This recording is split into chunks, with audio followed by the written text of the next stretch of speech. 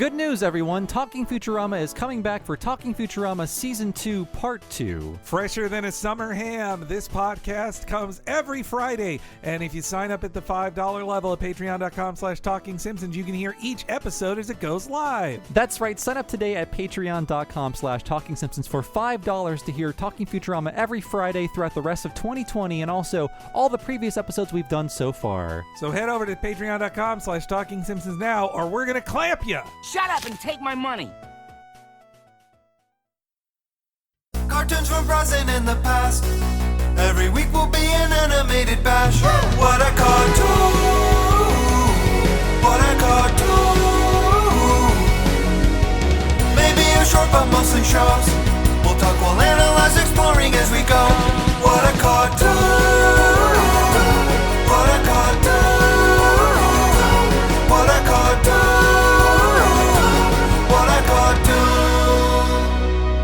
Hello, everybody, and welcome to What a Cartoon, where frolic turns to fret. I'm one of your hosts, the recovering ginger beeraholic, Bob Mackey. This is an audio exploration of every cartoon ever. Who is here with me today? Hey, it's Henry Gilbert, and I'm just hungry for some stop-motion food. And today's episode is the Wind in the Willows episode, The Piper at the Gates of Dawn. I suppose we should be thinking about getting something to eat. How about some ginger beer while we think about it? Dear old fellow, what a good idea.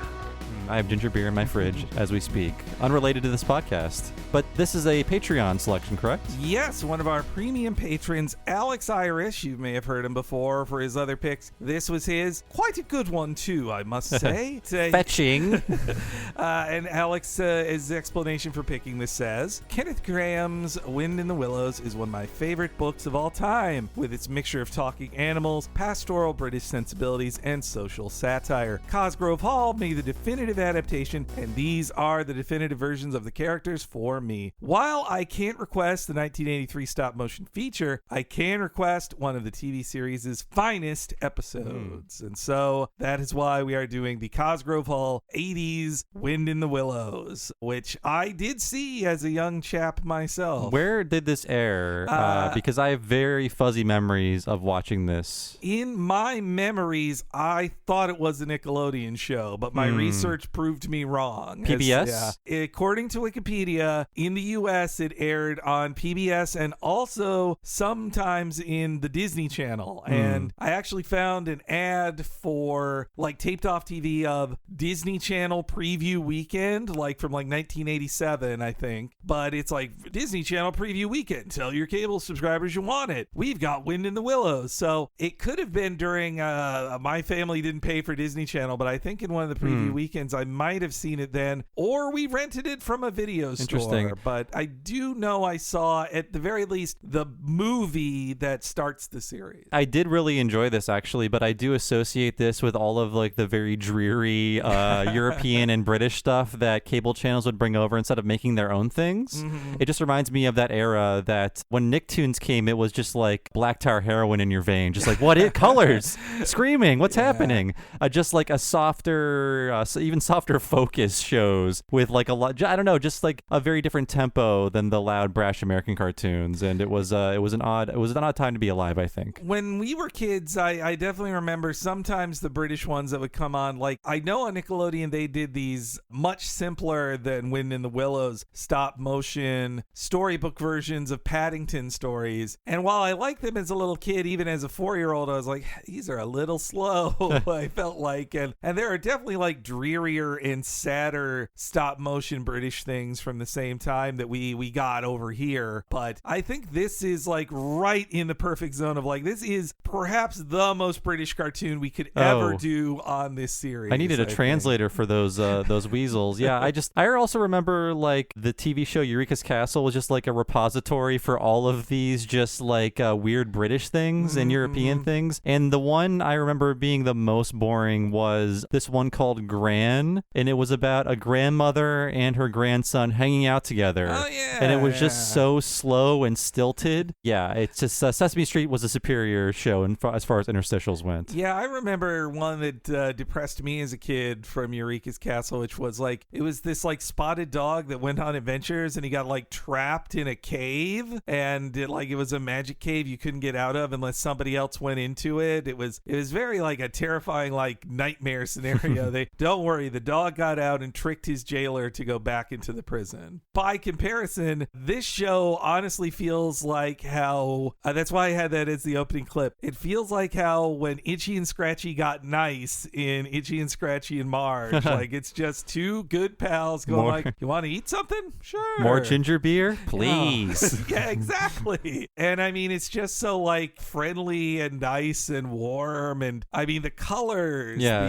This episode gets trippy. Yes, at the end. It's an interesting pick by Alex here. I was kind of creeped out, actually. It's this I think is one of I would bet if you were a regular viewer of it across the Atlantic, this is one of the more memorable ones because it's just so strange and different. I think it might be one of those things that like British kids, it was nightmare fuel for them, for a certain generation of like Gen X British kids, I'm guessing. Yeah, I bet so. When comparatively most other episodes are like, oh, Mr. Toad's at it again, or Moley just he has a cousin coming over or whatever. Many frolics were had on this show. And I've never read the source material. Like it's a weird gap in my my reading history. Like I went to school for English. I have a master's degree in English, but there's a lot of things I haven't read, and this is one of them. And I was surprised, and I know we'll get into it. Like this is just all based on one 150-page book. That's wild. all that exists, but there's so much stuff that was spun out from it. Yeah, I mean it's a dense world for adventuring you can find in it. And I had never read it before either. I think I'd seen this adaptation of it as a kid, and I saw the Disney one. I meant to watch the Disney one, and I know it's a lot more rollicking than this. Oh, yeah. And I did watch, I believe I watched the Terry Jones version of it that's full of like Python folks. Were there humans? They're humans They're in all that? people in it. Like, it's basically light costuming. Like, Terry Jones is Mr. Toad, and his skin is painted green. Or like, Eric Idle is Rat, and he has just a rat nose on, but it's basically unmade Kind of like a theatrical take on it. Yeah, and it's fun too, but I think this is the best one, and I think the Wind in the Willows. I finally read the first chapter of the book today, and the chapter that this episode is based on, just to get a little more context, and it's really interesting. How big was that chapter? This is not a long book. No, it was about a 20-minute read. Okay. Yeah, and it's also very strange. This chapter, I can see why it gets cut out of a lot of adaptations, because it's just like slammed in the middle of the story that's actually the most filmic, which is the arrest and escape of Mr. Toad. And basically in the book, it's like Mr. Toad, trial is over. He's in jail and it's sad. And then this happens.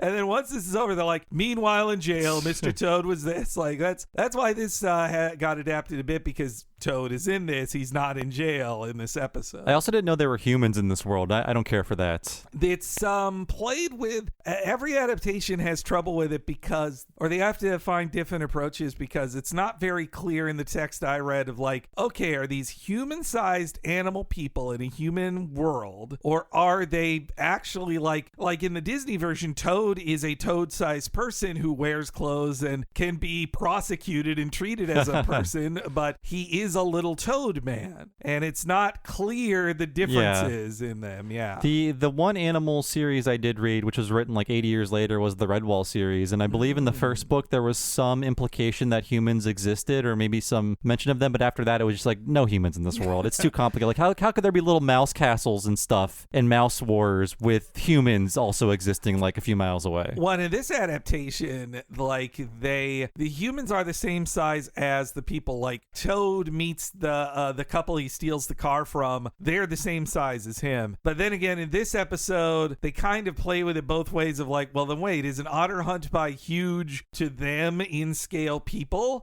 Because that wouldn't fit with the humans we've seen before in the series. So I think that's why they don't show the humans on screen either. But the book is very vague too. The original art that was in the book that accompanied it, it was opposite from what some of the book described as well.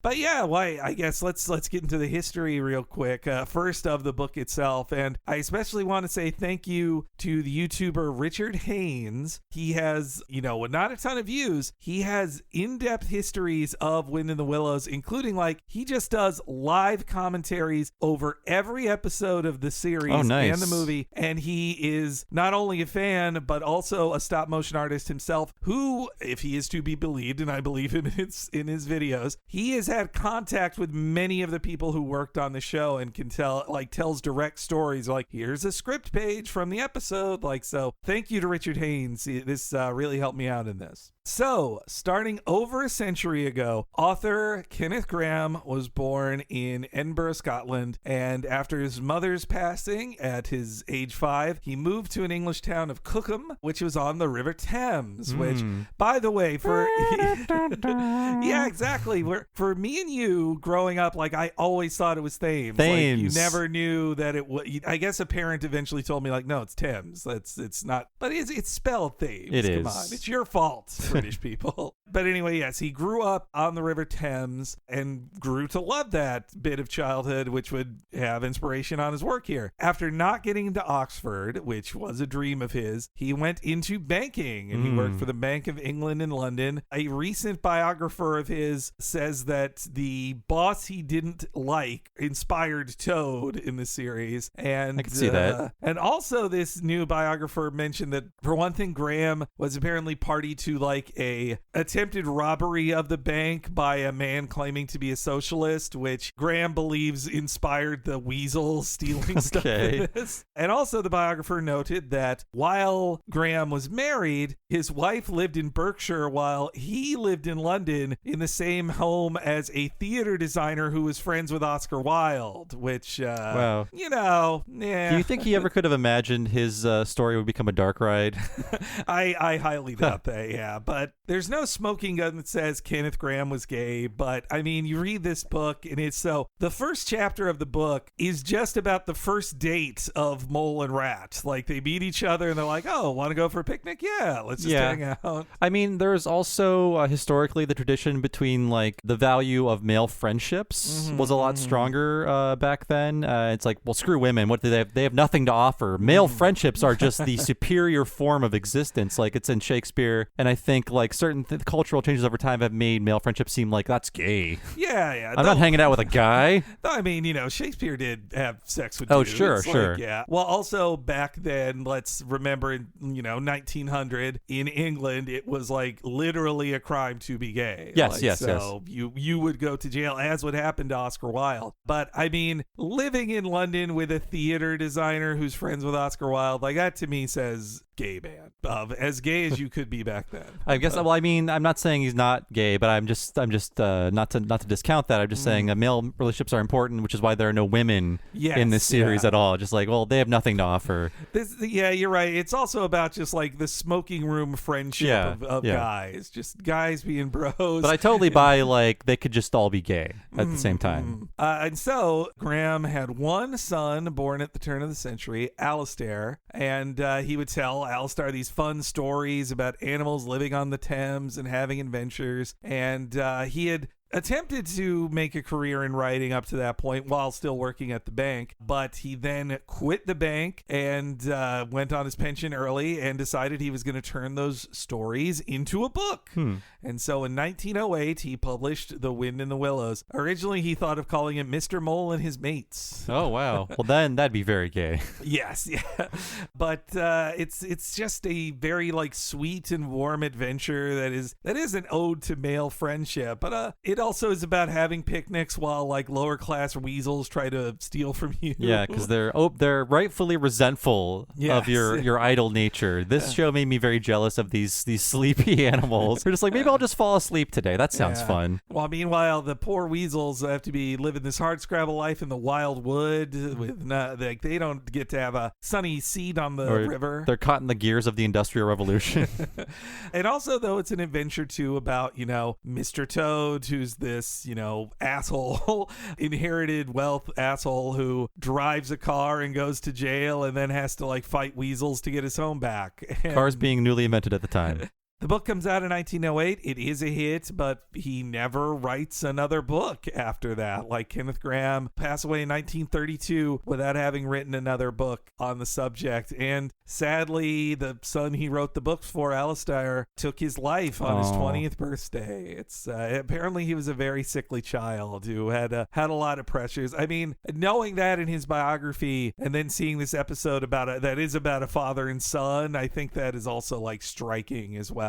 And that's in the book. It's in the book too. He is correct to only have written this because I am in the process of finishing a book, and I am honestly never going to write another book again. And I'm sure it will be as big as the one in the Willows, but at least as big. Yeah. No, it's it's shocking to think about it in a modern context that or even, Mary Poppins, they did sequel books to it, but that came, 40, 50 years after this. But even those were like, yeah, there's more. People want more Winnie the Pooh books. I'll write them. But in this case, he's like, no, I shan't be writing another one. And so Kenneth Grahame passes in 1932. It was a hit in England and then slowly grew in popularity around the world. The tales were an influence on A.A. Milne. He was a huge fan of them. And I could totally see that. I was thinking of Winnie the Pooh while I was watching this. Right? Yeah. It's from the same era. Yeah, but I mean, he was looking to these, cute little animals having adventures, and also the level of social satire in both are interesting. I mean, in Mr. Toad, he would fit in with like all of the jerks in the 100 Acre Wood as well. They all have mental anguish. Yeah, and anxiety problems. So not only Milne, but also in the late 30s, early 40s, Walt Disney himself sees potential in adapting it. And it was one of the first books he was like, after Snow White's success, he's considering making it into something. Like, I believe they're workshopping an adaptation while they're working on Pinocchio. They eventually go like, oh, Pinocchio works much better than this for a movie. Eventually, that film just turns into a companion piece for Ichabod, which we already did. Yeah, that was last October's What a Cartoon for Halloween, or one of the Halloween What a Cartoons. It's funny that movie, The Adventures of Ichabod and Mr. Toad, it just sounds like they're going to be hanging out together, but neither half of the title actually references the source material. Yeah, I think in both cases it seemed they thought like, these are both Sleepy Hollow and Wind in the Willows. Those are boring titles. Focus on a star. It's about a star. Too sleepy. Well, Wind in the Willows is quite sleepy. And we talked about it in the Ichabod one, but it's just so funny that I did watch the Wind in the Willows half of that. And the way it ends, and Jessica's like, well, that's really something, Mr. Toad, but I know somebody else who had an adventure. Let's go to America.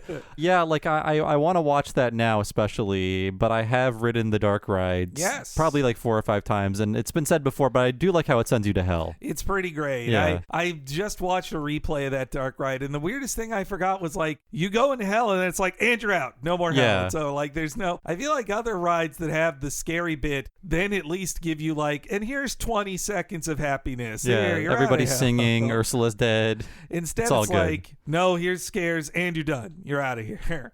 Those cars, they're small for the tall gent. They are they're a squeeze, yes, yeah. They're made for a little toad. That's they're called children, Henry.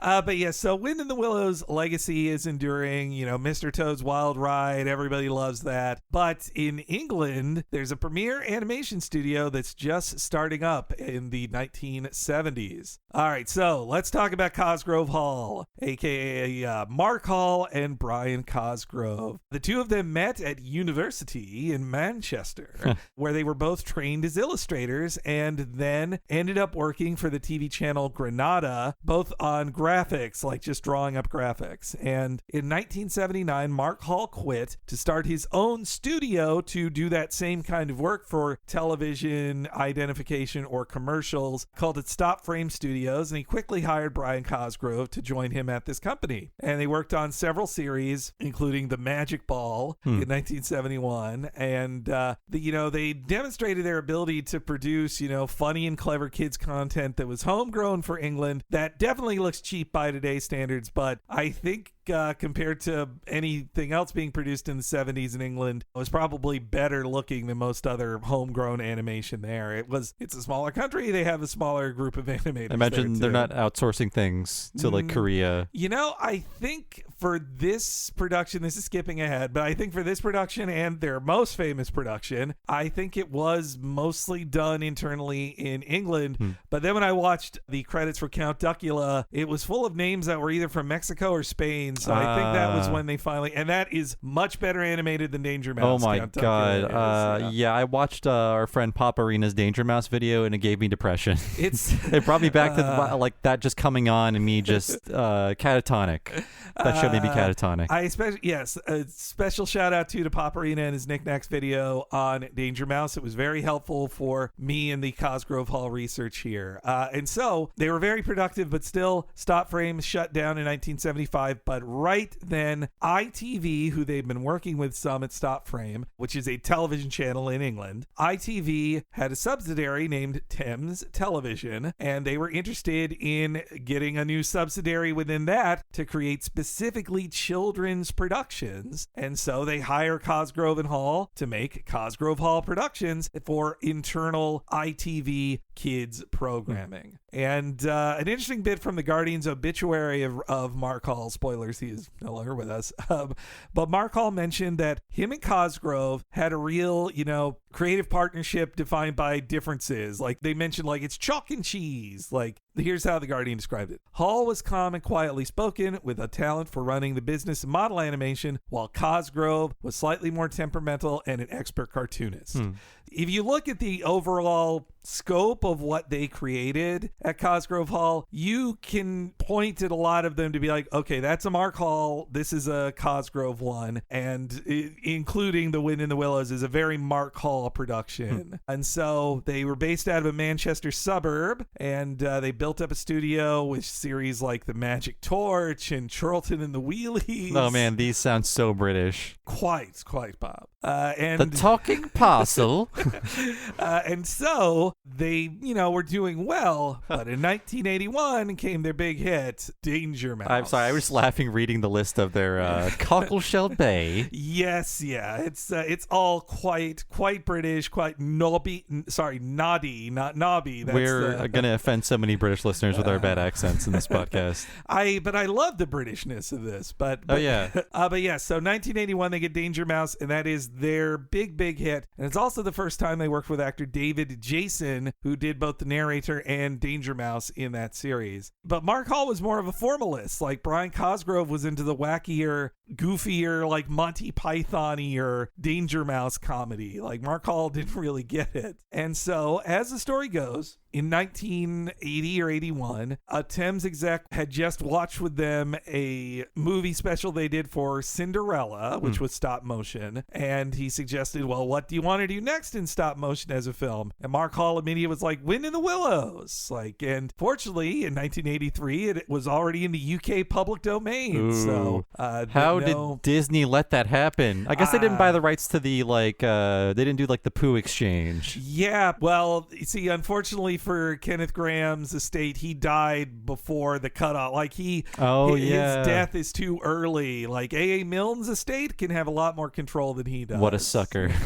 He should have lived another 10 years, buddy. But yeah, though when Disney in 1940, I believe it was, when he licensed Wind in the Willows, he actually did have to pay the estate for it. But by 83, it was in the UK public domain, and I think pretty much anywhere public domain. I mean, I just read this off. It wasn't the Gutenberg, but a similar website. I could publish this if I wanted to. Yes, yeah. In fact, Bob's edition of that could be a new Patreon tier. My own annotated version of Wind in the Willows. $20 a month. And yeah, Cosgrove Hall, I know it more for, we know more for its cell animation, but they had done a lot of stop motion projects to that point, like 1975's Noddy, the 1979 Cinderella, which was all dialogue free, 1980's Cockleshell Bay, and the Pied Piper of Hamelin, which this is a much bigger scale production than any of those. A lot of those don't even try with lip sync. It's just like, look, it's you can imagine who's saying it. The picture's on. Use your imagination, people. Cinderella was it's the weirdest because it just counts on you knowing the story of Cinderella so well that it's like it's all told without. I don't think there's even a narrator in it. I just skipped around in it, but I was like,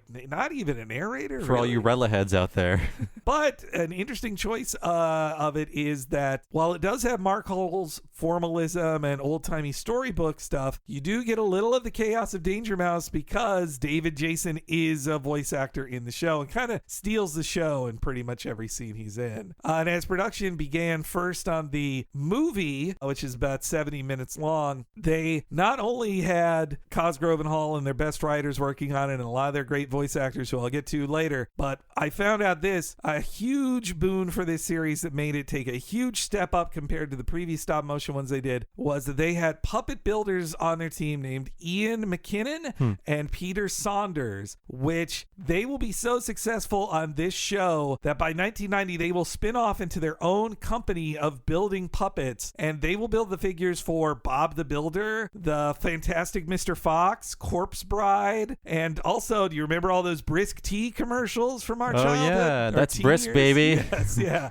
That was McKinnon and Saunders. Okay, these are good puppets. And yeah, I think that's why the puppets in this are so good. They're like eerily realistic looking animals. Yeah, Rat is very rat-like. They, unlike the Disney one, which like just indulges a lot and makes them very cartoony to fit with this world. Like you can see that Disney's like, well, you can't have them look like a regular rat. Like rats gross people out. And here it's like, no, Ratty's a rat. He looks like a rat. And yeah, they had animators handle one character per episode, usually two. Once the film was complete, I think it came down to it was a popular film, but also you've done the hard part of building these figures and these sets, so let's make a TV series of it and just reuse a lot of the stock stuff they had there. All the wasted and tossed away stop motion stuff that could have been reappropriated for different things. Like there could have been a Nightmare Before Christmas like series of shorts. Yeah, instead they threw all the Jack Skellingtons in the dumpster. Though then again, that's what gave us the Jimmy Neutron show. That same way of thinking. Yuck. So, it's not all good. But yeah, so Thames, seeing the success of the film version, they commission a first season of 13 episodes. When I saw the number of episodes per season on this, even I was like, that seems like a lot for a British production that's normally like 5-episode season. Yeah, especially stop motion. And I was just thinking, like, there are so few stop motion animated series that I can think of. There's been like I know I'm missing a few, but it's like there's Gumby, there's this Bump in the Night, which didn't last, there's the PJs, which didn't last, and of course Robot Chicken is the one that stands out. Yeah, but that's basically it. And I think in all of them they all have to figure out this production pipeline of like just the time it takes to animate in stop motion. It's different than cell animation in that way. Also, like I think there is probably the bottleneck is you can't outsource it as easily as you can to overseas production because the puppets got to be there. You know? Like you need to be moving them. Oh yeah, there's another show on Hulu that just premiered in the spring. It's like some fantasy show, like a comedic fantasy show, and the guys look like little play school figures. All right, I forget what it's called. I've not heard of this. I would always love seeing stop motion as a kid on TV, but I was more used to seeing it in commercials than in a full TV series, which I think made this stand out too. And when you see it, you can still see like, oh, they cut a corner there. Or they're like, this episode begins with just like 2 minutes of panning over photographs, pretty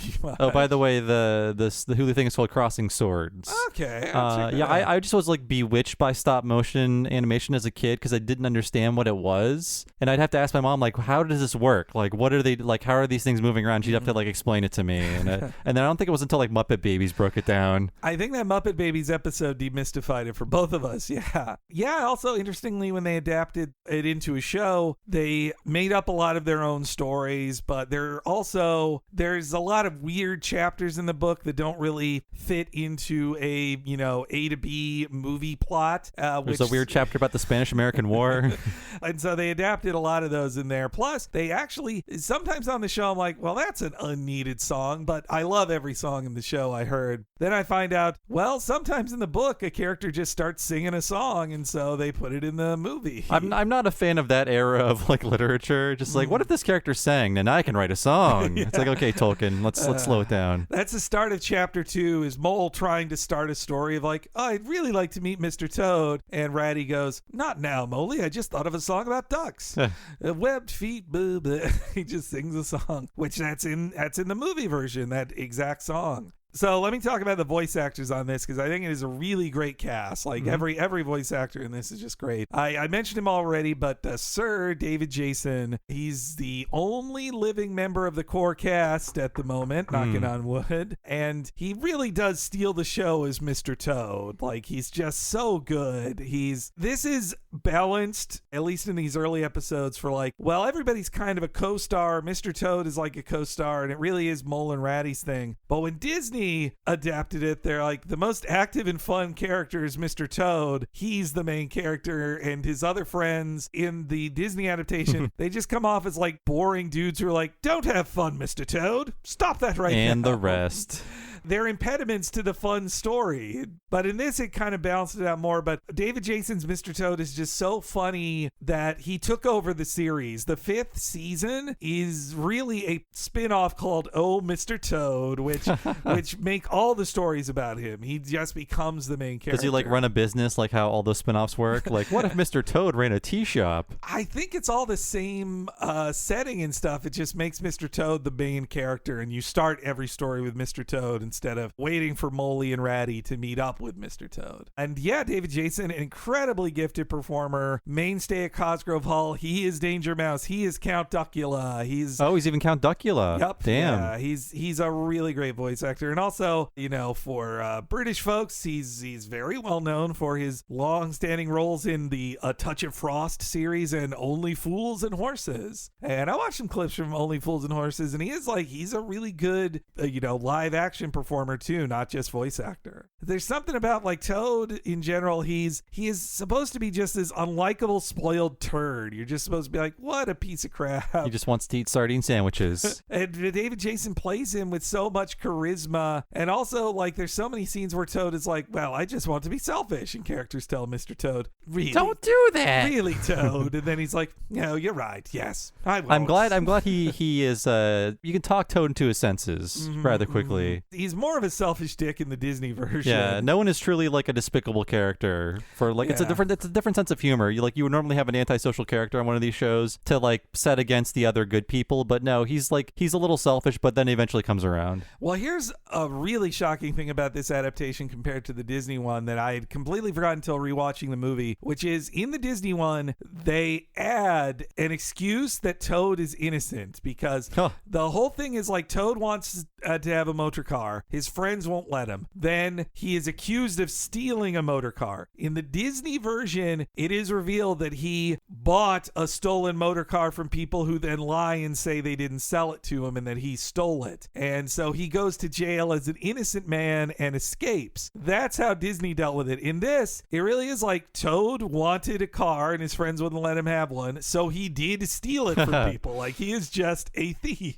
Which, he's rich. The laws don't apply to him. Well, that's even weirder. That I kept waiting in at least this adaptation. At the end of it, he escapes jail, and then they beat up the weasels who steal Toad Hall. And then there's no explanation of why he is still free. Like, it's like, well, shouldn't you go back to jail now? Or I own the police. Shouldn't the cops know to find him at Toad Hall and take him back? But and David Jason too. There's so many songs he sings that are just so great. I love his "When the Toad Came Home." So fun. I gotta say, I guess there weren't many stories about animals at the time, but I do admire the author's laziness. It's like, what's this toad called? Oh, he's Mr. Toad. How about the rat? That's Mr. Rat. It's like, I see how this is going. Like, aren't there other rats? If you're a rat, wouldn't you be like, why does that guy get to be Mr. Rat? My name is John.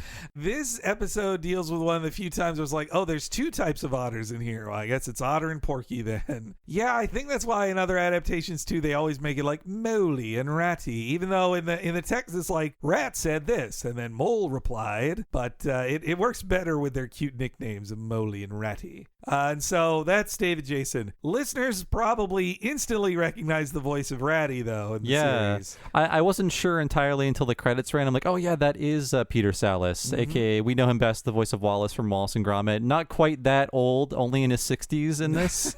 So his voice is a little bit younger, but it's unmistakable. It's him. Yeah. It makes me wonder if they partially went to him for Wallace because they're like, well, he's already famous as the stop-motion character. It shows he's so good at it. Why can't we get him as the new old pensioner we're going to have in this thing? Yeah, he's Wallace all over the globe. No longer with us, passed away in 2017. Apparently also he was a long-time on-screen role in the series Last of the Summer Wine, which... Oh, sorry, that's First of the Summer Wine. First. I only know that because I would watch parts of it on PBS as much as I could stand as a kid because I could just hear the voice of Wallace. And it's a show about old people. Yes. Right?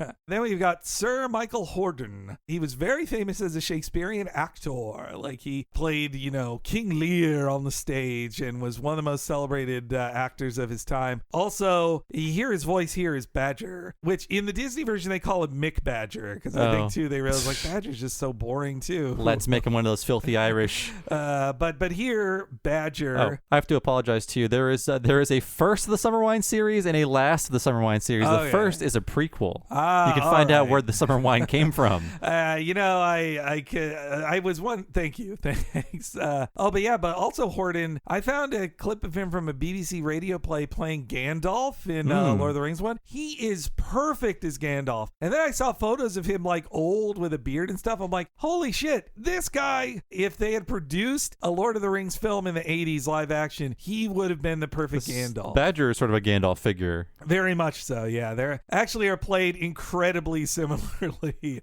In the clip I listened to of him playing Gandalf, telling Bilbo to leave behind the ring, it's very much Badger admonishing Toad of like, that'll be quite enough, Toad. And sadly, though, he didn't live much longer after this. He passed away in 1995. I think most of the actors in this are sirs. If I misstate who's I saw one of the sirs. I'm like, oh, come on.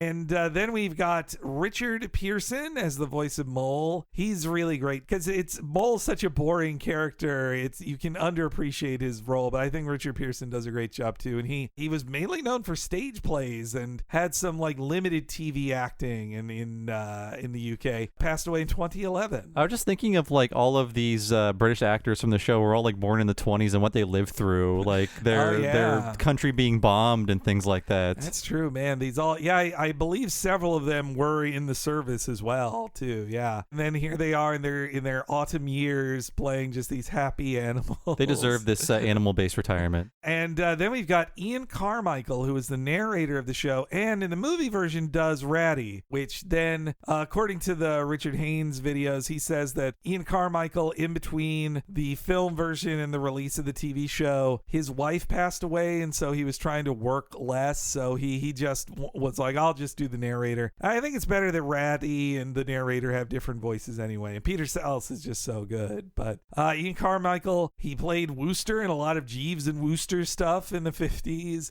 did a bunch of radio plays too, which shows how good he is with voice work, and he also passed away in 2010. The director on the series in the film was Mark Hall. On the series, they had several different people, including Chris Taylor, who'd work on a lot of Postman Pat in years after that. Is he like a Bob the Builder adjacent figure? That's the other director, Jackie Cockle. Okay. He worked on a lot of Bob the Builder, and also still a few years ago, still directing stuff. He directed episodes of Timmy Time, which is a spin-off of Shaun the Sheep. Yeah, Jackie Cockle, Chris Taylor, two of the top directors on the TV version. An animator that Richard Haynes really pointed out was Barry Purvis.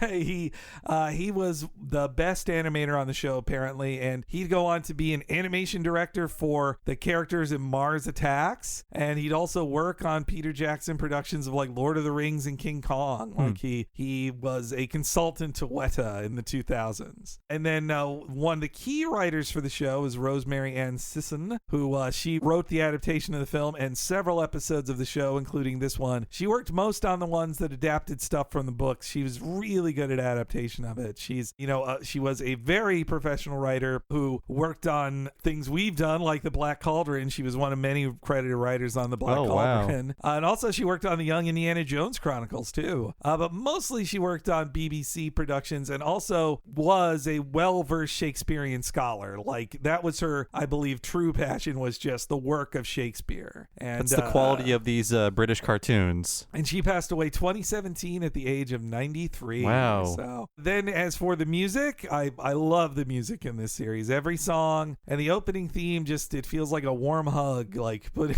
or me curling up under a heavy blanket going to sleep. It was very calming in this time where we need to be all just chilled out a bit. And the song was written and performed by Keith Hopwood, who was a member of Herman and the Hermits, though not the lead singer, along with another songwriter, Malcolm Rowe. They wrote the theme and I think the other songs too, based on the credits. So yeah, the series was a hit. Like it went on for 4 seasons as the Wind in the Willows show, 52 episodes from 1984 to 1988, and then 1990 was the 5th series / spin-off show, Oh, Mr. Toad. Oh, come now. And that was another 13 episodes, but I think it's fitting it ends in the 90s, in 1990, because it's like the 80s are over. It's time for a new generation. We need screaming, pukey cartoons that hit you. This is just too nice. It couldn't, even in proper British society, it couldn't survive. So after the series ended, Cosgrove Hall would continue the company, doing lots of other shows that I'm sure the day will come we'll do Danger Mouse and Count Duckula for sure. But they'd work as a company until 2008 when ITV would shut down their Manchester studio, proclaim the entire staff redundant, and Cosgrove and Hall would go on to found a new studio, CHF, in 2011, though sadly that was the same year that Mark Hall passed away from cancer. Though Cosgrove is still at it, running the studio into his 80s right now, and I think they even produced a show called Pip Ahoy that David Jason is a voice in as well. This version of Wind in the Willows, I think, is remembered very fondly and is probably the most famous thing Cosgrove Hall did that isn't Danger Mouse or a Danger Mouse spinoff like Count Duckula. And there have been a number of DVD re-releases, and it got sent over to many different countries as well. I think it still gets some replays. And from what I've seen of Wind in the Willows diehards, I believe most agree this is the best adaptation of it. And it is as if this recording on YouTube. Yeah, just it's all on YouTube. Very good quality too. Yeah, it seemed to be just DVD rips, but on YouTube. Thanks, British taxpayers. And in 2019, the series did make one bit of news because a collection of almost all of the puppets used in the movie were found. Like they had been thought gone since the 80s. Like they had just gone missing during a showing somewhere, and all of a sudden in 2019 they just pop up in perfect condition. They look amazing. So it wasn't like a deteriorating Hoggle face or like a decaying Michelangelo. Yes, yeah, nothing like the Ninja Turtles you'll find on eBay. And they were put up for auction, but then I believe they, were just given back to the Cosgrove Hall archives of like, oh no, these are stolen. We can't sell this. And so the puppets returned in 2019 to the studio, and it was really sweet seeing these like stories from 2019 of like, oh, remember this from all our childhoods? Isn't it wonderful? It's back. So that was kind of a little revival of the Cosgrove Hall ones. But yeah, you always hear about attempts to make more Wind in the Willows, but it does feel tough to top this one. Like honestly, the creakiness of it helps it because it's such an old-timey story. Yeah, and I mean, there were several other versions of this after, like 6 other adaptations. So I think we'll never see an end to them. But there hasn't been one in a while, I think. Yeah. Well, I mean, it's just so very oldie time, and and also there are no women in it. That's there's true. I think there's one washerwoman scullery maid that they put into it. I think the most recent one was like a BBC production with Bob Hoskins, like in 2007-ish. Oh, that's interesting. But and then like the Monty Python related movie a year before that. I think in America they've been trying to do an animated adaptation of it like at Disney for some time, but it's hard to make it exciting for young kids, I think, because it really is a lot of just like hanging out and just being dudes. Hanging out in an era you have no context for. Yes, yeah. Talking about rivers and the best song, I think actually there's only really one song in the Mr. Toad Disney thing, but it's very much an American song about England because it's just songs about how to Worcestershire and Devonshire and Gloucestershire and Oxfordshire. It's just about how silly the British city names are to American ears. But anyway, yeah, so that is the history of the Wind in the Willows Cosgrove Hall version. When we come back, it's time to get a little mystical with the Piper at the Gates of Dawn.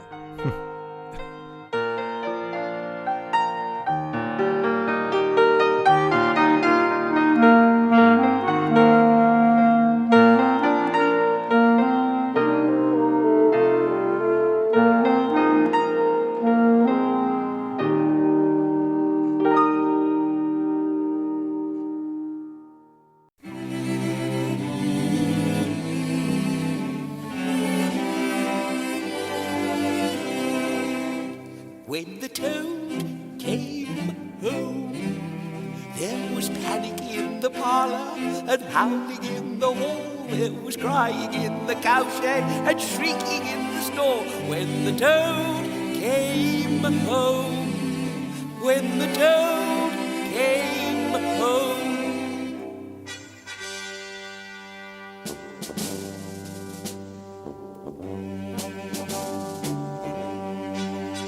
When the toad came home, there was smashing in of window and crashing in of door. There was chivying of weasels that fainted on the floor. When the toad came home, when the toad came home.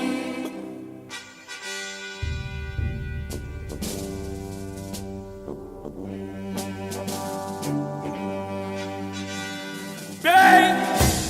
Go the drums, the trumpeters are tooting, and the soldiers are saluting, and the cannon they are shooting, and the motor cars are hooting. When the toad came home, when the toad came home.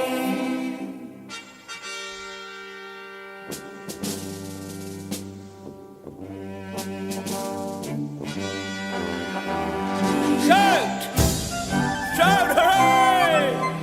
And let each one of the crowds try and shout it very loud, in honor of an animal of whom you're justly proud. When the toad came home, when the toad came home.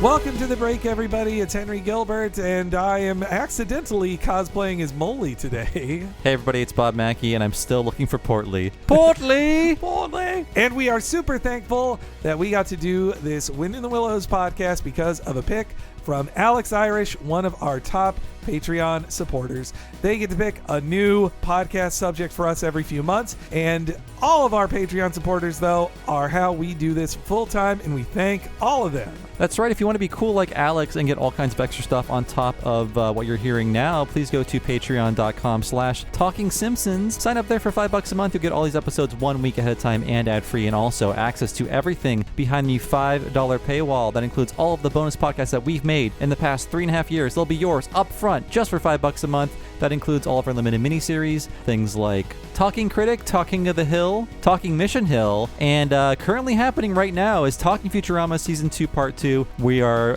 ending the year of 2020 by going through the back half of Futurama Season 2 using the Talking Simpsons / What a Cartoon treatment. It's only on the Patreon, along with things like interviews, end of season wrap-ups, and deleted scene specials for Talking Simpsons, and so much more, just for $5 a month at patreon.com/Talking Simpsons. But if you sign up for $10 a month, you get all that stuff plus access to one ultra-long podcast once a month just for patrons of that level or higher. And what is that, Henry? Bob, you're talking about our What a Cartoon Movie podcast, the premium podcast for our $10 and up folks. You get to hear, on top of all of that other $5 stuff, a monthly, often over 4 hours long, exclusive podcast where me and Bob cover an animated film in the same way we cover animated series like we did this week. Last month was our awesome Halloween one, Scooby-Doo on Zombie Island. So much fun to revisit that classic Scooby film. This month, it's going to be an Aardman Animations classic, which, if you really enjoyed us talking about this British stop-motion cartoon that features the voice of Peter Sallis, I bet you'll have another one you really enjoy at the end of this month. But you can only hear the full thing, not just the free preview, but the full thing if you are a $10 and up subscriber at patreon.com/Talking Simpsons. It's really great, and you can even sign up and pay a whole year in advance for 10% off if you don't want to just do the month-to-month thing. Check that out at patreon.com/Talking Simpsons. And if you've never signed up for Patreon before, it's so easy to do. And once you sign up, you're given access to a code that you can access at any time. You just drop that code into whatever you use to listen to podcasts. And that way you can, download our bonus podcast the same way you download your free podcast. And we also have a very nice app. We don't have it, actually. Patreon does. But it's available for any smart device you have. You just download that, and that way you can access your bonus podcast that way. But either way you do it, it is so easy to access everything we're giving to you on patreon.com/Talking Simpsons. Now, why don't we get back to the boating and enjoy Piper at the Gates of Dawn.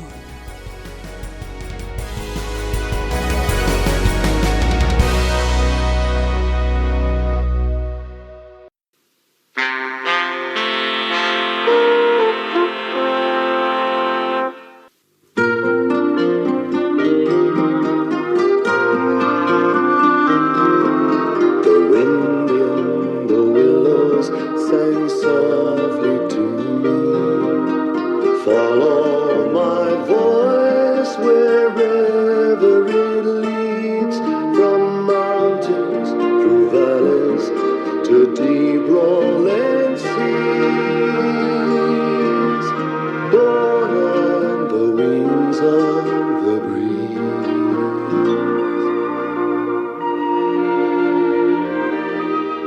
So we head into the episode itself, which adapts the 7th chapter of the book, which I did just read, and I can understand why it's cut out of most film adaptations, also because the character of Otter does not really appear in a ton of the adaptations either. And I think, too, this story is just so weird in the middle of it. It's very trippy. And the intro set me up, and I was thinking, like, oh, how limited will this be in terms of animation? But it's not that limited. They take shortcuts because they have to, but I was surprised. This is not like Danger Mouse holding up a newspaper for 90 seconds. Yes, yeah. I think, maybe Danger Mouse looks so cheap because all the money was going to this one. Could be.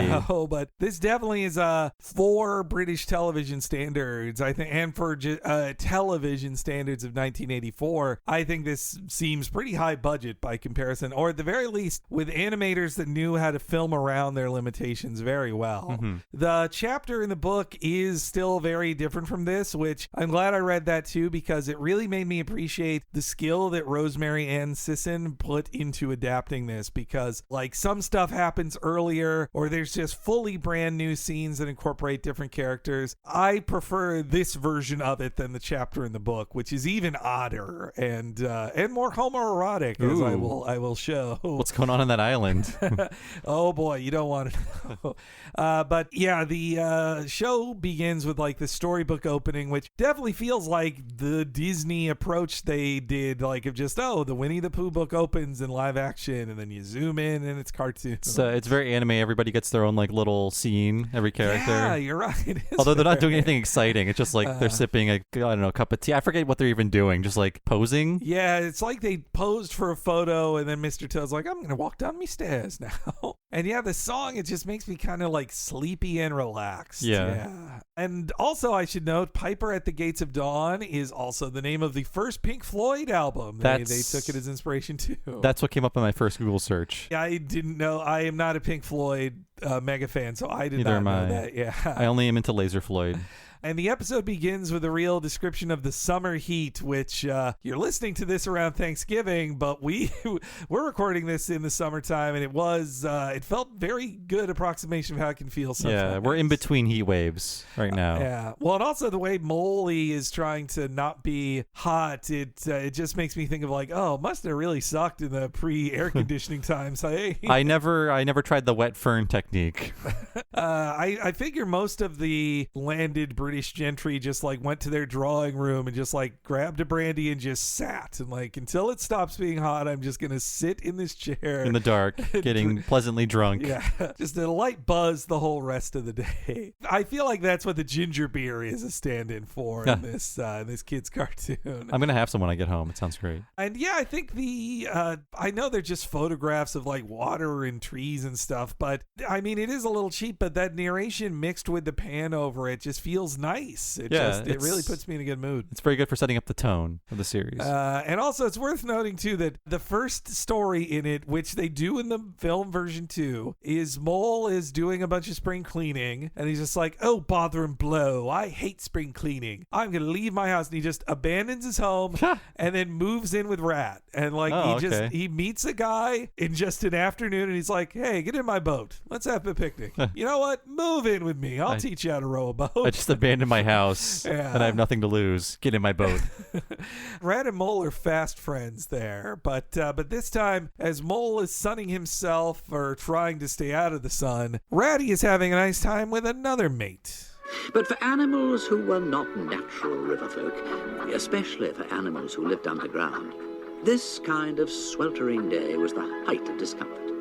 The mole had tried to cool his inside with ginger beer and his outside with a wet flannel, but neither seemed to make much difference. The sun was beginning to set now, but it was still too hot to go indoors, so he lay by the riverbank and thought about Mole End, and how moist and shady it would be in his underground garden. Rat and Otter had been fishing all afternoon and caught nothing, which is the best way to fish, but Portly sometimes found it a little dull. Don't go too far, Portly. Well, I suppose I should be getting back soon. Mole will wonder what's happened to me. Yes, I'll promise not to be too late this evening.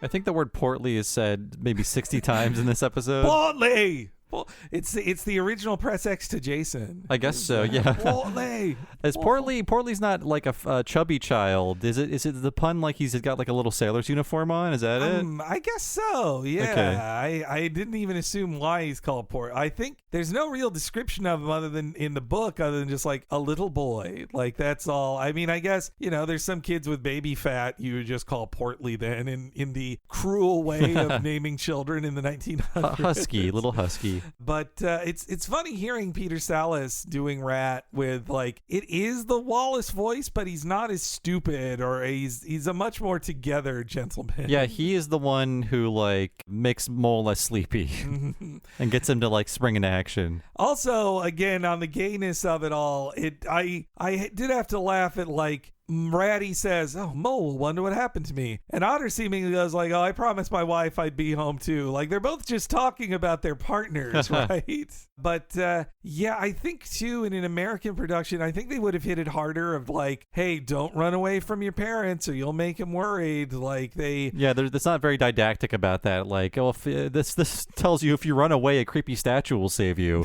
Portly should be getting more of a, in a 1984 production of, say, a G.I. Joe episode, they would have given you much more of a guilt trip about this. And I also like the description of like just mindlessly fishing and hoping to not catch anything. Though fishing always bored me as a kid. I never much cared for it. It's mostly about the drinking, and that's not happening in this little puppet show. I think now our mindlessness is spent on video games. I thought to myself, like, maybe I would like fishing now. I'm like, well, just play a video game. I like fishing in video games a lot. Oh, I love a fishing video I love game, stopping meters and hitting buttons.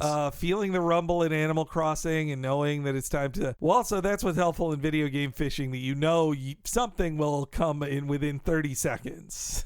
Also, Otter is described more as like a rougher Cockney type in the book, though I definitely see he's like a rougher guy than the incredibly like light and dandyish Rat and Mole. These guys aren't to scale. The Otter would be like just towering over them. Oh, that's in true, real life. Yeah. I love the animation on his mouth, though. It is like it's what's cute about otters. Otters are just cute little creatures touching their bellies. They love to play and hold hands. They're the sweetest little thing, and hugging otters. Yeah, but yeah, this bit about Portly getting lost and everything, it also feels a bit like Graham talking about his sickly son who was very troubled as well. And also another like great animation shot I love in this is when they're like, well, better pack up, and then you just see them carefully packing away all their props, and you can just really appreciate like, wow, look at that basket, look at that umbrella, that looks nice. Yeah, there was like a lot of time spent on like, okay, let's pack up. It just like so leisurely. A lot of shows, you know, if they were trying to save money, they'd be like, let's just hear some sound effects off screen. It's hard to animate an otter putting an umbrella into a bag. Also, this is from the Richard Haynes commentaries, but you know, the water they're on obviously isn't regular water. It'd be harder to film. Apparently it was a mix of gels that looked good visually but could often smell very bad. So I think they were getting a lot of toxins as they were animating the show. And so they head off the home. That's where Ratty runs into Molly, and I just love, it's just so cute. They're like, well, I guess we should eat something. Well, let's drink while we're thinking about what we'll eat. Yeah, very good. Yes.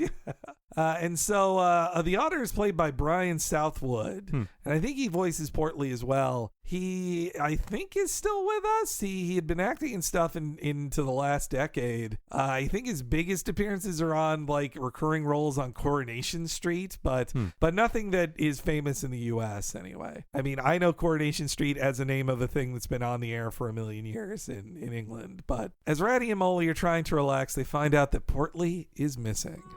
Oh, that's odd. Here comes Otter. Oh, don't say I've accidentally brought some of his fishing tackle away with me. Rat? Mole? Oh, is Portly here? Portly? I can't find him. I thought he might have wandered down here. Mole? I haven't seen him. Mind, I've been dozing a bit on and off. But if Portly had come here, I'm sure he'd have woken me, so fond of a bottle of ginger beer. Yes, he is. Yeah, well, he may have wandered inland. I'll ask around. I hope Portly's all right. His father thinks the world of him. Oh, Ratty, I'm sure he is. You know how Portly's always straying off and getting lost and then turning up again? No harm ever happens to him. Oh, what's that? Quick, Mole, hide! Why? What is it? Out of the way! Anywhere! Here! So this sounds like a classic fox hunt here. Yeah, and I looked it up, and there were otter hunts. Really? Man, that seems boring compared to fox hunts. And it's just like, reading about like fox hunts and otter hunts, I look around, I'm like, I think we deserve this as humans. Like, what's happening now? I'm just like, because both things are like, hey, let's get together. Let's get the boys together and torture an animal via exhaustion and then shoot it in the head. Yeah. While wearing very fancy clothes and also like showing off your richness. Like, it is just like the rich evil. I think it works great as a metaphor for how they treat the poor in general. That's very true. And like animal rights people, even at the time, were like, this is disgusting. Don't do this. And recently, like, it was news that like, Prince William and Harry will not be doing fox hunts because they still happen. There's got to be some royal lovers out there just like, Bosh and Balderdash. I shot my first fox when I was 4. I loved it, and we all did. Actually, no, they have a much more proper. Yes, we're already fucking up all these British accents. Balderdash, we can't stop there. I shot my first fox when I was but a wee lad. father never said it would be wrong to shoot a fox. Yeah, It's barbaric, it is. These otter hunts don't get the same press as a fox No, hunt. I thought it was like, it's their like silly parody of a fox hunt, but no, hey, if there's a cute animal, let's torture it. Otters are even cuter than foxes. Yeah. How could you hurt a poor little otter? A poor little otter. But yeah, this is incredibly fucked up, putting this into your kid's story. Just like, oh, humans exist, and they will torture and murder our children. Yes, yeah. Then they don't treat them differently. That's the biggest confusion in here by putting in this otter hunt thing, because then it's like, well, wait, I've seen them be tried in court, the Mr. Toad, and they have battles over like deeds and stuff, but now they're establishing no, there's also just humans who hunt otters for sport, and apparently it's legal, which it asks even more questions of the universe we're existing in here. How do they have so the toad is drinking tiny bottles of ginger beer? Well, and also they have worms in their for their bait, but the worms are to scale with the rats. Like a worm should be really up to rats like thigh, right? Not be able to be in a thing. The most confusing one is mostly when they talk to other animals, the animals are wearing some clothes. Some are Winnie the Poohing it, being bottomless, but the main characters, though, they all wear pants. And then there's the bit where Toad is talking to a rabbit, and the rabbit's just naked. So we all know rabbits are sex freaks. I guess so. Is he just meeting a nudist in between an orgy or something? I guess we see like non-anthropomorphic animals like ducks in the beginning. Yes, yeah. And we don't see them next to other animals in this show. In the movie, the ducks are the size a duck would be to human scale. So those ducks are not the size of that. It's a children's story. I know it's not meant to be, but though the otter hunt thing, that's not in chapter 7 either. Like that, it's an added danger they add to this to, I think, make it even more like tense, to ratchet up the tension and the ticking clock. Actually, it's funnier in a bad way. It's funnier in the chapter because they're just like, oh, Portly's been gone. Well, he's gone all the time. Well, a couple days now. Yeah, I guess that's bad. Let's have some sandwiches. Yeah, they don't feel as worried about Portly in the book as they do in here. I really feel like Otter's pain in this is so like palpable and real. Mm-hmm. It's like this father has lost his child. It's just a broken father. It's just like, my son. My only son. Also, as they cut away to the otter chase, I think it took my third viewing to realize, like, oh, that's Portly's hat that was left behind on the bush. It's a little weird in that shot. It's not as clear as it could be. And after they avoid the otter hunt, it's another like sweet scene of Mole and Rat going like, well, I guess we ought to eat dinner. No, I can't. I'm too worried. Like it's sweet that they normally would just be like how you have to be in real life of like, well, that's bad. Time for dinner. Life must go on. Yeah, but this time they can't rest without knowing Portly is safe. And yes, as I mentioned, Mr. Toad is in jail in the book, but also Badger's not in this chapter either. So I'm very happy they were both included here. After the beginning of this episode, the first time I watched it, I was worried like, oh, are Toad and Badger not going to be in this? That would suck to do one without those two great characters. But fortunately, they are added into this adaptation. I honestly wanted to have every line Mr. Toad says as a clip because he's just so funny. To me, I just love every sound David Jason makes in this section. Excellent little fellow, Portly. So friendly and adventurous. Always happy to drop in for a glass of ginger beer. Everybody about here knows and likes young Portly, just as they do his father. Excellent fellow, Otter. Very respectable. Our best hope, if the little fella is still... our best hope is that if he's just wandered away and got lost, some animal or other will come across him and bring him home. At least we know no one around here would harm him. Toad, you have a map? Oh, yes. Yes, of course. Here we are. Just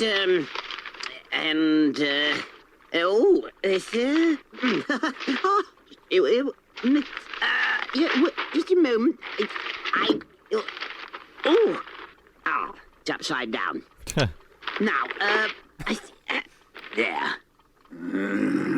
whenever there's something small and fiddly in stop motion, like a map unfolding, I do appreciate that because it's like, that's not paper. Yeah. And it takes a lot of work to sort of plan out how it's going to unfold step by step. It's amazing how it like fans out and you can see him like try to flatten it out. Like every bit of that is done so well in animation with so many particulars to the motion that it are not easy to do. I also like how like Harumphy Badger is like, well, we all like Portly, and we all like his father, of course, and he might be dead.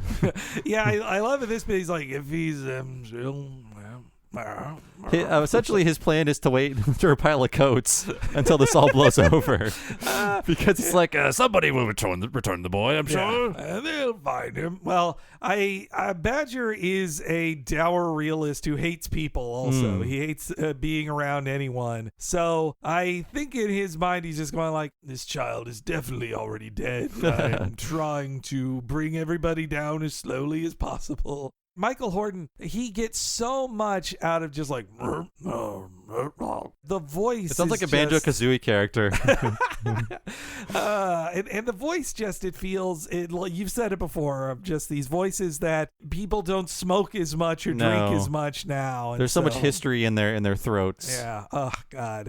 I love every sound he makes. And also I think the relationship between Toad and Badger, how these scenes play like here, Horton's not in it, but I do think they took this relationship to Count Duckula with Duckula and his, butler. Yes. Yeah.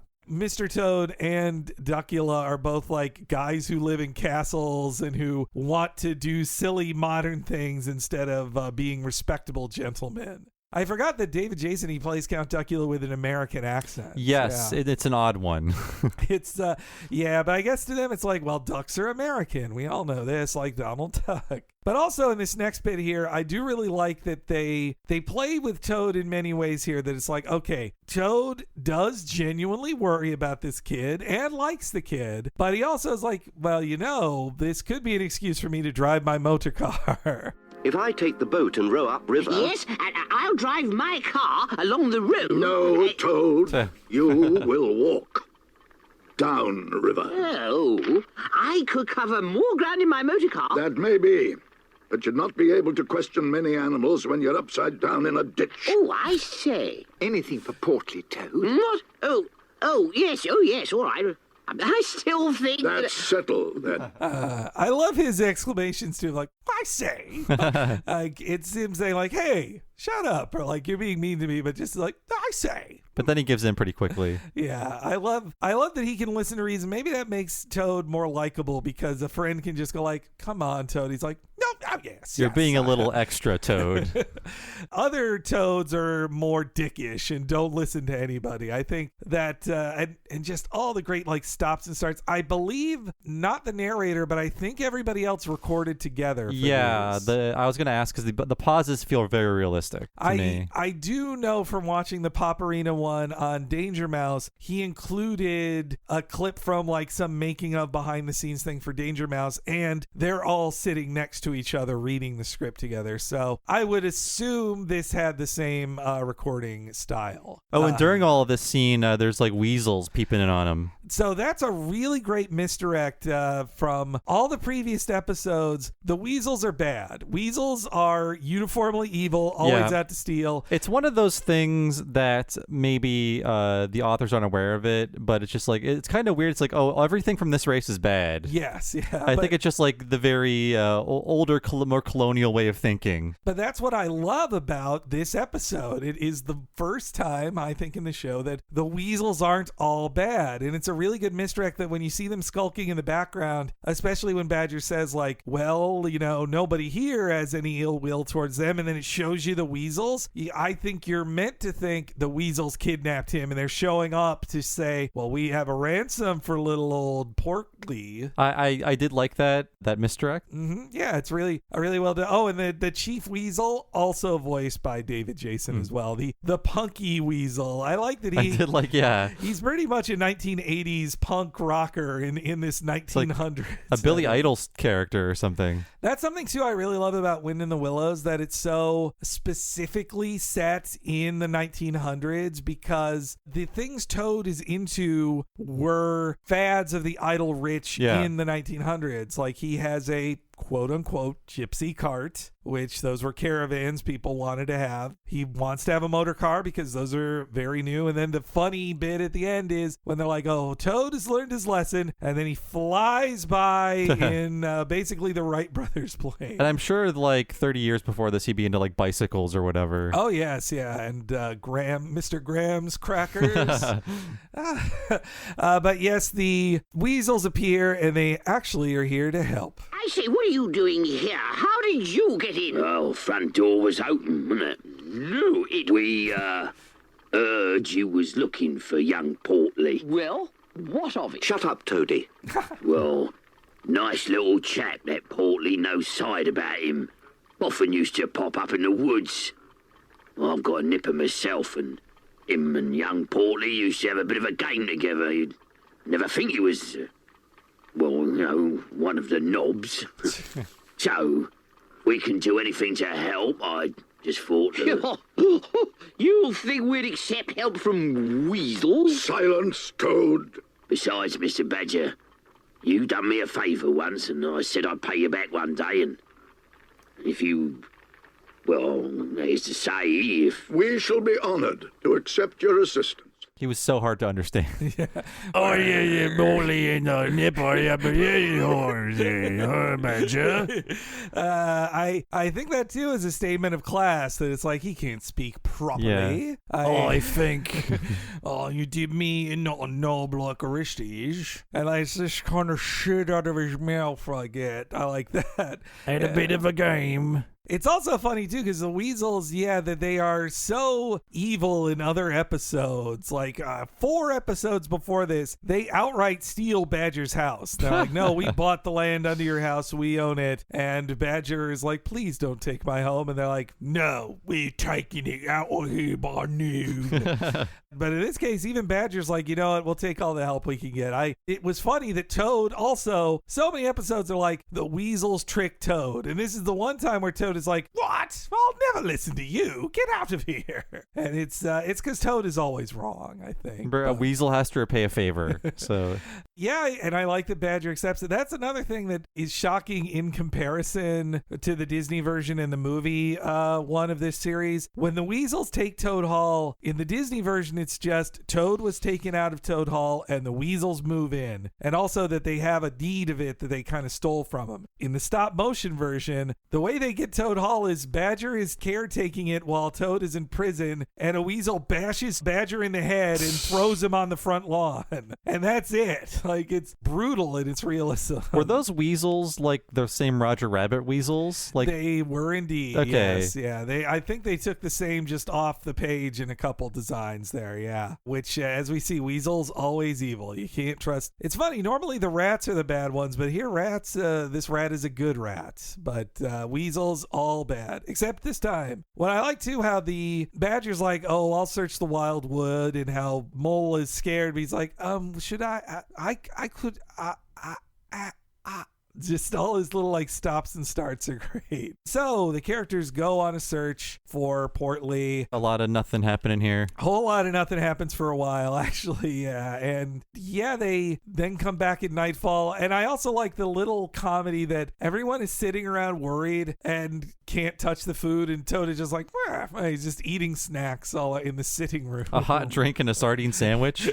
Room temperature sardines and a time before refrigeration. Yum, yum. Hey, they've been cured or treated or something. They're all salt, I'm sure, the sardines. But the Brits aren't famous for their food. Though, in the movie, when they have a picnic, oh, God, all the food looks so good to me. Like, the beef Wellington they draw in there is delicious looking. Were there many descriptions of food in The Wind of the Willows, the part that you read? Yes, actually, there are. Nothing, I mean, I understand, like, you're writing a book, you got to fill out those pages. But, man, like, when I was reading Redwall, I think, like, 38% of those books are just describing feasts.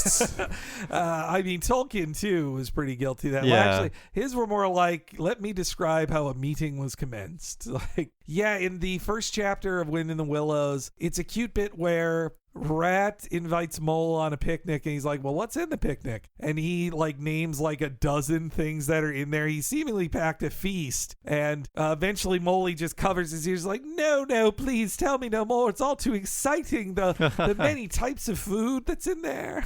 That's how, in 1900, it was easy to be excited of just descriptions of food. What if we ate cheese? The scandal of eating cheese and bringing along your favorite mustard pot. Now every meal is a picnic if you want to go to a restaurant. Yeah, that's, well... At least as of this recording. Yeah, though then again, I think so much of America was turned into homeless, unfriendly areas you can barely even eat That's outside. true. You have to avoid the Sonic the Hedgehog spikes that pop out of the ground to kill you. They meant it to be negative to homeless people, not the housed who want to eat outside. You can see the bind they're in. Good luck finding a bathroom.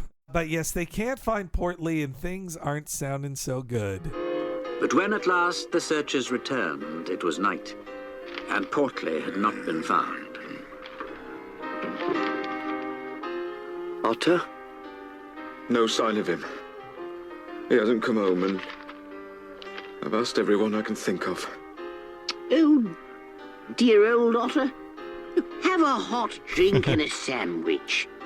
There are some sardine ones there. I'm going back to that place where you and I were this afternoon, Rat. It's where I taught him to swim. He loves that spot. If he comes back, that's where he'll be. But, Otter, my dear chap... I think I'll wait there tonight. On the chance, just on the chance. This is not like cartoon sadness. This is so real. You can hear it in Otter's voice that he's like, my son is definitely dead, and my only hope is to just sit and wish he appeared. Yeah, he's in deep denial, and he's trying to put on a good face. They're all trying to help him cope in certain ways. Toad is like, yeah, have a hot drink, and that's all Toad understands. And then meanwhile, Badger goes well, now Otter, he's basically going to tell him it's time to accept your son is dead. Let's get the gravestone ready. It's been 9 hours. And you see that the weasels were there the whole time. They didn't cheat on their job or work less hard. They work with Badger the whole way through. And yeah, so Otter leaves. The weasels do too. They say they'll be there in the morning. And this is where Badger's harsh realism comes in the most. I might catch 40 winks myself. Badger, we can't just go to bed. Our poor little Portly. If he is still alive, which I very much doubt. I say, Badger. Badger, don't say that. If he was frightened by the hunt and just ran away and got lost, then he'll be tired out by now and curled up somewhere to sleep. We'll resume the search in the morning.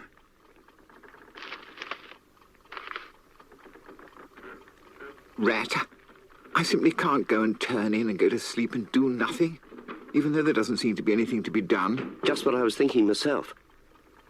Why don't we get the boat out and paddle upstream? Ratty, could we? We can search as well as we can, and anyhow, it'll be better than going to bed and doing nothing. Oh, yes.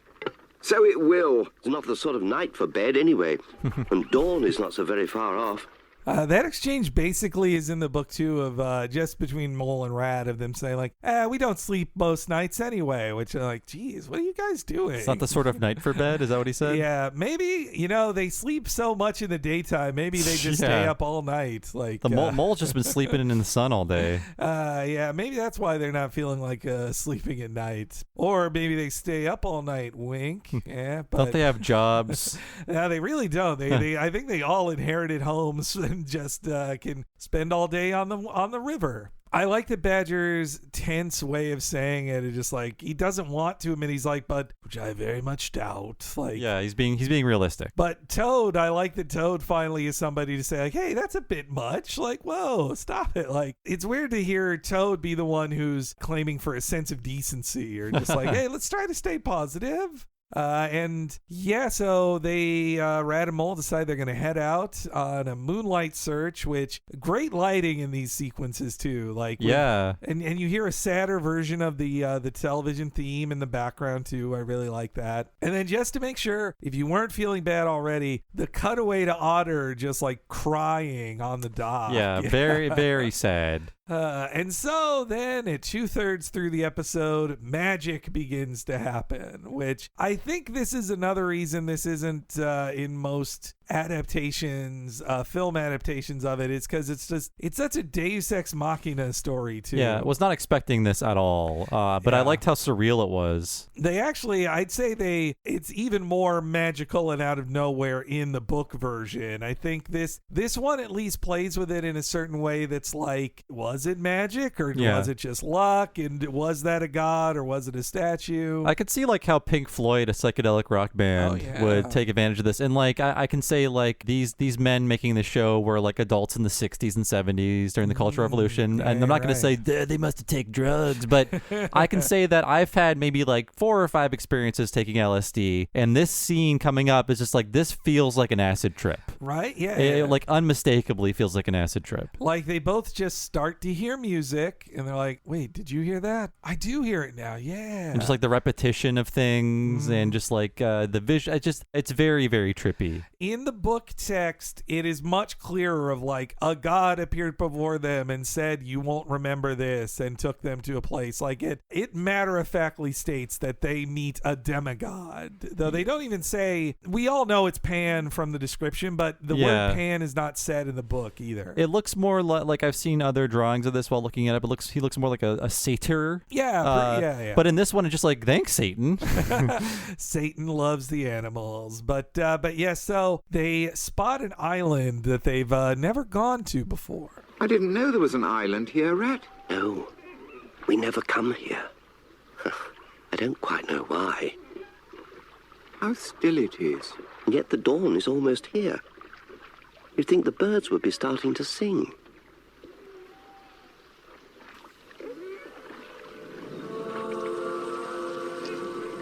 Shh! Did you hear something? Only the wind in the reeds. No, it was something else. There. Surely you can hear it now.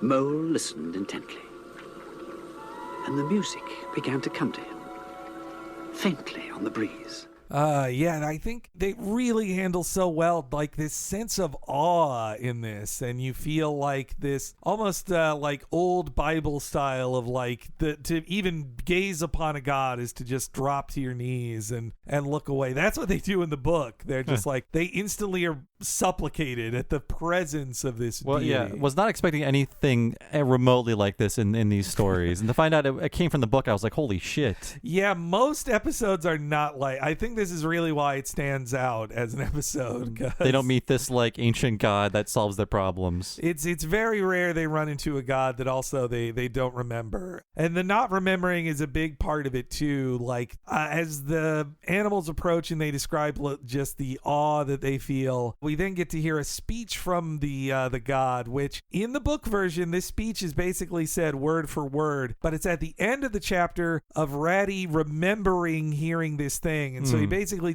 it's like a poem at the end of the chapter. But in this case, I really like how the adaptation just takes that away, and it's like, you know what, no, we just need to hear the god say it to them. And then a voice too, a voice that began to whisper on the wind. Lest the awe should dwell, and turn your frolic to fret, you shall look on my power at the helping hour, but then you shall forget.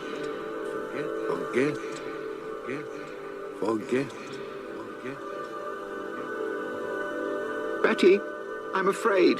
No, not afraid. Something else, but not afraid. Come on. Lest limbs be reddened and rent, I spring the trap that is set. As I loose the snare, you may glimpse me there. But then you shall forget.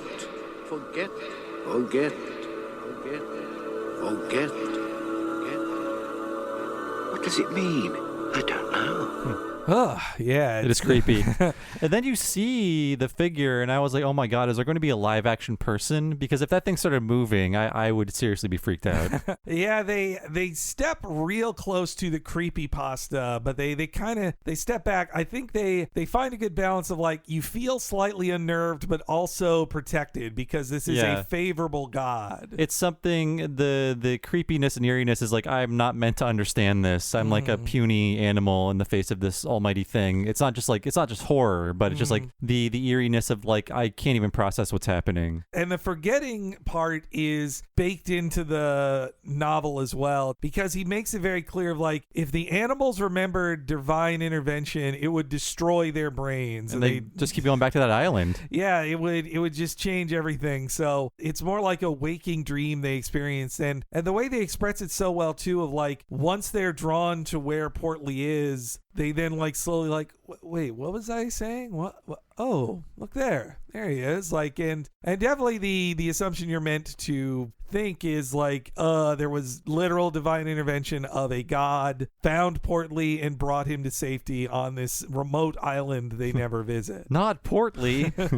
And they find Portly as well, very similar in the book, but it's beneath a statue here, and there's no statue mentioned in the book, which I think that works better, because when you see the statue, you're like, well, was it real, or was it just a trick of the light? What was it? But Portly seems to remember it as, no, I was definitely saved by this guy, and now he's gone. Maybe that also is like, oh, it's harder for a little boy to forget because a child believes in the divine more and can't like immediately say, oh, that couldn't have been. No. But okay, here's the homoerotic part. Okay. In the book, the description of the god is something I just had to just copy paste because I was like, whoa, dude. All right. So Pan has arrived. Here's the description. While the bearded mouth broke into a half smile at the corner, saw the rippling muscles on the arm that lay across the broad chest, the long, supple hand still holding the panpipes only just fallen away from the parted lips, saw the splendid curves of the shaggy limbs deposed in majestic ease on the sward. So, yeah. Pretty hot.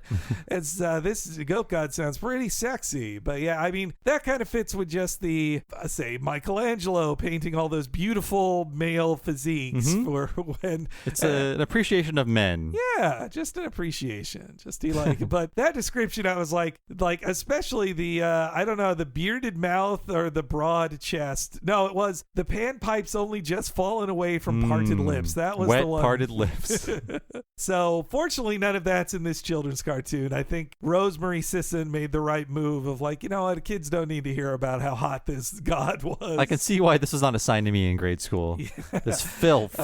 When we read Babe in class, our teacher had to go like, straight up, this uses the word bitch to refer to a dog. Like, you gotta just deal with it, kids. Just call the dictionary people about that. It seems wrong. I mean, I think that's also why we didn't read Mark Twain in our classes. Right. Oh, for sure. Yes. That we didn't touch that. Yeah. Even though Mark Twain, abolitionist, like, but there's, you know, there's some characters that are hard to read to kids now who don't understand that context. I think The Adventures of Tom Sawyer is safe-ish. I think Huckleberry Finn is the one that's not. But then I eventually would read Mark Twain as an adult, like never as a kid. So Portly is curled up very cutely at the feet of the statue, and Mole and Rat are so happy. What was it? I don't know. I just felt it was meant for us. I've heard that there's something, or someone, who looks after animals in trouble. Why, Mole? There's Portly. Just lying beneath that old statue. Safe and sound as if he were in his father's arms. Well, did you ever? Portly. Wake up, young fellow, my lad. Mr. Rat. Oh, hello, Mr. Mole. I really wish they would have gotten a kid to do that. Yeah. Mr. Rat, I'm a little boy. Look, they had enough money for 5 voice actors. It sounds like 6. when like you're reading a book or listening to a book on tape and like the narrator is doing different voices. Yeah, like the Harry Potter book reader guy. Yeah, he does his best. I think that's Brian Southwood as well doing the voice of Portly as well. He's the only other credited actor in this, so I'm going to assume that. But yeah, Portly is he's just a cute little kid, and they're like, you know what? I know you dreamed that a satyr saved your life, but hey, isn't it going to be fun to row in a boat? Eh? Just off screen are all the like severed heads of the people on the otter hunt. He killed them. Oh man, I'd love that. That's, just pan across the lake.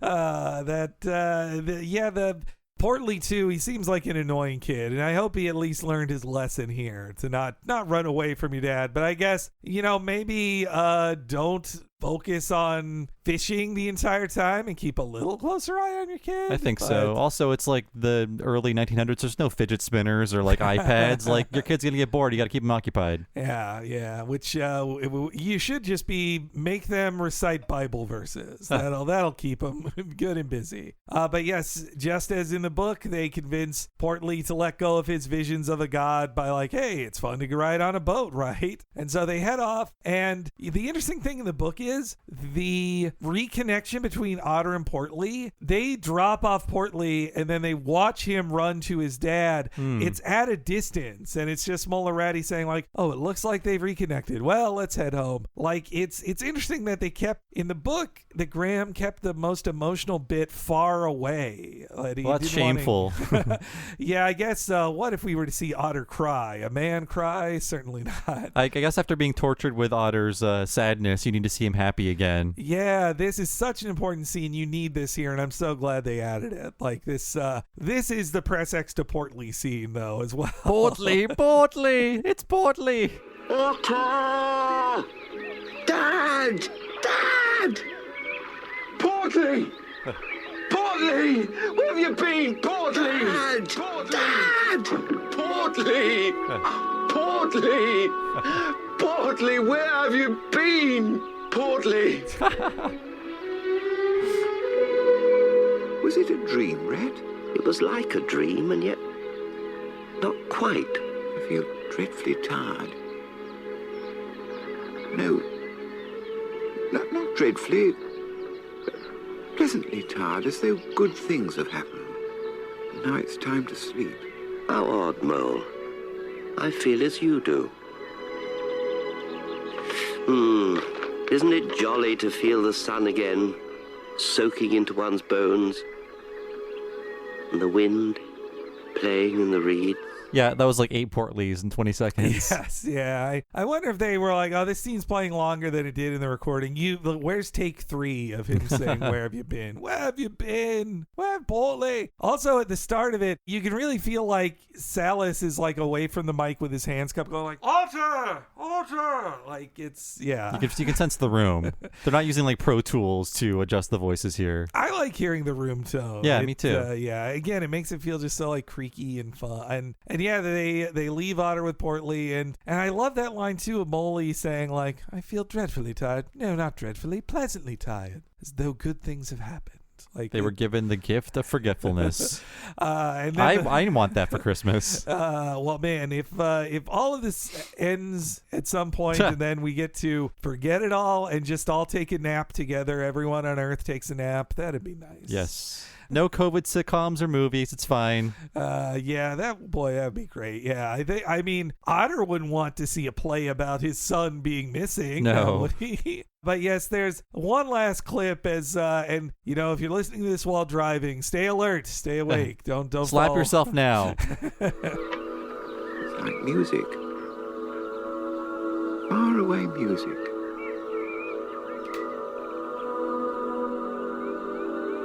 So they slept, for this was the last gift he could give them, the gift of forgetfulness. When they awoke, they would all be happy and light-hearted as before, just as though they had never seen the Piper at the gates of dawn, and as though his voice had only been the wind in the willows. He said it! Oh my gosh. I love like the Enya-y, like creepy new age like synth music at the end here. You know, it works really well for the otherworldly in this era because future music would sound divine to them. Like that's why it doesn't, even though we're used to that type of music in the 80s, to have it play in, 80 years earlier, it just feels alien and strange. And yeah, the Piper at the Gates of Dawn, the Piper is the god watching over them. And it was at the Gates of Dawn they ran into them. So that's it's a good phrase too, just the Piper at the Gates of Dawn. Just it's very evocative. I do like it. And it also almost feels like the end of any episodic TV show of like, and then they went to sleep and they'll be happy next time, forgetting what happened in the previous episode. That even the weasels get to have a nice happy nap. That's I'm glad that, they pretty much just leave behind all the characters other than Mole and Rat because they want to have that scene be the same as it in the book where it's just Mole and Rat that find him. But I'm glad that we at least revisited the other characters who also did help. And they're all sleepy. They're all like conking out on their front porches and whatnot. Yeah, I like seeing Toad like he's finally ready to go out, and then he even just falls asleep on his like stairs outside. Yeah. And yeah, just Ratty saying like the sun soaking into your bones. Like it really does make me want to just like live on the river. Like the book and the show have so many scenes of just like Ratty saying like the river's great and you get to just hear water and it's super nice. I'm like, man, can I ever own a place on any river? This made me want to travel, not just to England, but just to a place with like a creek. Yeah. Oh, God. Or go to the woods or something. I watched a video that was a clip of a BBC special about, is this the real Willow that he based it upon? And it's like just this amazing looking vacation home on the Thames, and it's this beautiful ancient old tree. And I was like, God damn, I want to just be there right now. Like, yeah, this actually reminds me, like I briefly mentioned the Industrial Revolution, and there's a reason why this story was written. Like all the rich people would go flee to the country if they could, just to escape just the choking fumes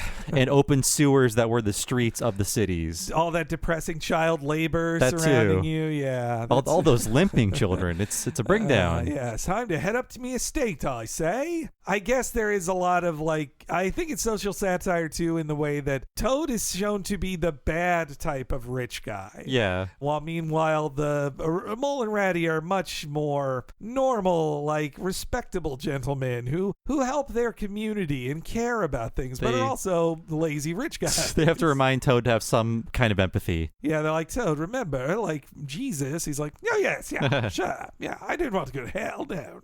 And meanwhile, Badger's just this old man who's like, I hate everyone, leave me alone. But yeah, this was a really great episode, such a strange, different episode of the show too. Mm-hmm. And I appreciate Alex Irish just making me return to this show. Like the second I started up the movie version and saw Mole doing his spring cleaning and this joke of him accidentally putting his painter's brush in his teacup instead of in the paint can, I was like, oh my God, I remember every second of this movie now. Like it was such a, yes, I know this now kind of moment. And I appreciate being able to have that realization thanks to Alex picking this episode. Yeah, I wasn't prepared to like this because, like I said, I associate this kind of thing with like dreary UK import children's programming. I just have memories of sitting in my grandma's living room, eating sugar cookies and smelling cigarette smoke. But this, it's really good. Yeah, and it makes me, I think I might just actually read the novel now because it's like 100+ pages. That's basically it. You'll be done in an afternoon. I kind of want just to do it, just to say I've done it, and also then I can go back and watch Lisa Gets an A, the Simpsons episode. Oh, yeah. And I can answer that quiz. Mr. Blank drives a red blank. Yes. So thank you again, Alex Irish, for picking this episode. Yes, and if you want to be cool like Alex and support our show and get all these episodes 1 week at a time and ad-free, please go to patreon.com/TalkingSimpsons. If you sign up for $5 a month, you'll get just that, but also access to everything behind the $5 paywall. That includes all the podcasts we've done behind that paywall for nearly 3.5 years. They will all be instantly, immediately available to you. That includes all of our limited miniseries, and the one that we're doing right now is Talking Futurama Season 2, Part 2. We're going through the second half, we're going through the second half of Futurama's second season using the Talking Simpsons / What a Cartoon treatment. And of course, the previous episodes of Talking Futurama are all behind the $5 paywall at patreon.com/Talking Simpsons, along with around 100 plus other bonus podcasts that you have not heard if you are not on the Patreon. And if you sign up for $10 a month, you will get all the $5 stuff, of course, but also access to one mega long podcast once a month that is only for patrons of that level or higher. And what is that, Henry? Why, Bob, you're talking about the splendiferous What a Cartoon Movie podcast. It's like this podcast, except we cover an animated feature film, usually for up to 4 hours long. You get to hear the preview each month. Next week's episode is going to be a preview of whatever we're doing in November. But if you want to hear the full things and 2 years worth of previous episodes of What a Cartoon Movie, $10 a month subscribers get to hear it at patreon.com/Talking Simpsons. You can hear previous ones like Space Jam, The Black Cauldron, and tons more great ones. Over 100 hours of amazing podcasts out there for you at the $10 level, in addition to all the $5 stuff at patreon.com/Talking Simpsons. So I've been one of your hosts, Bob Mackey. You can find me on Twitter as Bob Servo. And my other podcast, by the way, is Retronauts. That is a classic gaming podcast all about old video games. Find that wherever you find podcasts, or go to patreon.com/Retronauts to get access to 2 full-length episodes every month that aren't on the free feed. Again, that's patreon.com/Retronauts. Henry, what about you? I'm Henry Gilbert. Follow me on Twitter at HENEREYG. Anytime new podcasts go live, I tweet about it. I can only imagine what I'm tweeting about in mid-November now. Boy, oh boy. But I'm sure it's a lot of fun. HENEREYG on Twitter. And by the way, if you're following folks on Twitter, please follow the official account of this podcast and its sister one, Talking Simpsons, at Talk Simpsons Pod. Whenever new stuff happens in the Talking Simpsons network, new podcasts on the free feed, on Patreon, polls to do new stuff, all of that will be announced on at Talk Simpsons Pod. You will stay in the loop if you follow at Talk Simpsons Pod on Twitter. So please, please do. Thanks so much for listening, folks. We'll see you next time for a free preview of November's episode of What a Cartoon Movie, and we will see you then. Spin me a dream woven silver and gold, from sunshine and shadows and days long ago, where people are memories and stories unfold. Willows, the tales you have told me. Wind in the willows, you just seem to know who you can turn to and which way to go to unwind your wanderer's mind. Wind in the willows, take me there.